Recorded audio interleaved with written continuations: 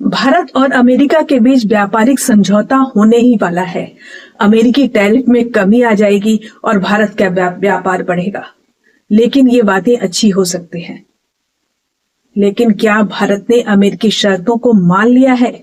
क्या भारत ने जीएम फसलों को लेकर और डेयरी प्रोडक्ट्स को लेकर जो डेडिकेशन दिखाया था, विरोध जताया था, उस पर क्या सहमति बन गई है?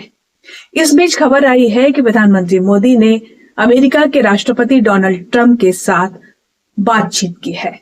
इस टेलीफोनिक बातचीत की जानकारी खुद प्रधानमंत्री मोदी ने सोशल मीडिया पर दी है। उन्होंने कहा है कि दोनों देशों के द्विपक्षीय संबंधों को प्रगाढ़ बनाने के लिए बातचीत की गई और इसकी समीक्षा की गई। यहाँ तक कि क्षेत्रीय और अंतर्राष्ट्रीय मुद्दों पर बातचीत की गई। रक्षा, ऊर्जा, आईटी आदि क्षेत्रों को लेकर भी दोनों के बीच काफी सहमति बनी है। अब बात यह है कि क्या भारत और अमेरिका के बीच अब समझौता हो जाएगा?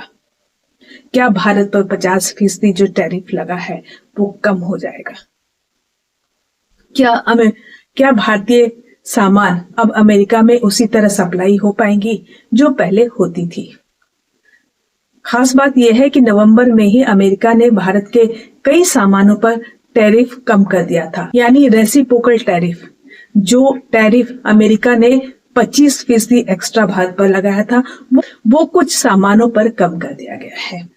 रूस के राष्ट्रपति व्लादिमीर पुतिन के भारत दौरे के बाद ये पहला मौका है जब प्रधानमंत्री मोदी और अमेरिका के राष्ट्रपति डोनाल्ड ट्रंप के बीच बातचीत हुई है। लेकिन इससे पहले 10 महीनों तक दोनों देशों के बीच कई मुद्दों पर बातचीत अटक गई थी। व्यापारिक मसलों की वजह से ही टैरिफ बढ़ाया गया था।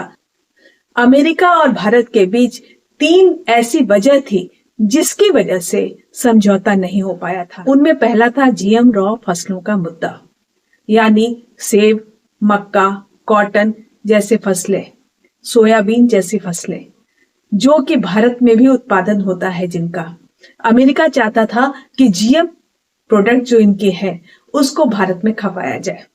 ये जीएम प्रोडक्ट जो होते हैं, इनके फसलें जो होती हैं वो दूसरे फसलों को भी बर्बाद करती हैं। इसलिए भारत हमेशा इसका विरोध करता रहा है और इसी वजह से भारत इन पे 30 से 60% टैरिफ लगाता रहा है। अमेरिका चाहता है कि इसकी टैरिफ को 5 से 10% कर दिया जाए ताकि भारतीय बाजार में उनके जो खाद्य पदार्थ जीएम टैरिफ वाले हैं, जीएम प्रोडक्ट वाले हैं, वो खप जाए। भारत हमेशा से इसका विरोधी रहा है क्योंकि इससे भारत के किसानों को काफी घाटा होने वाला है।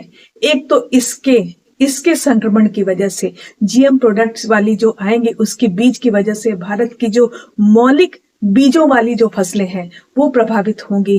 यहाँ के मवेशी वो जीएम प्रोडक्ट खाएंगे, उनसे उनकी डेयरी प्रोडक्ट प्रभावित होंगी और ये ज्यादा दिन तक खाना हेल्थ के लिए अच्छा भी नहीं है।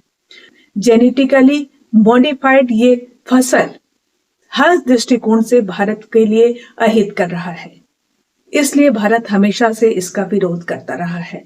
तो क्या भारत अमेरिका के इस शर्त को मान लेगा?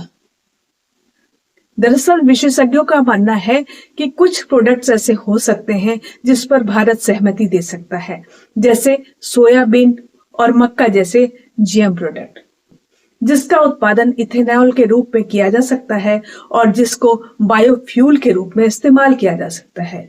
तो हो सकता है भारत समझौते के लिए इन पर टैरिफ कम कर दे, लेकिन सारे जीएम प्रोडक्ट पर टैरिफ कम कर देगा ऐसा नहीं लगता है।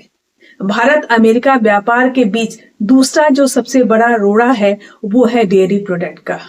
अमेरिका चाहता है कि उसके मांसाहार मवेशियों के डेयरी प्रोडक्ट को भारत में खपाया जाए। दरअसल भारत एक शाकाहारी देशों की बड़ी संख्या वाला देश है। यहाँ मांसाहार नहीं यूज किया जाता है, बड़ी संख्या में लोग इसे यूज नहीं करते हैं।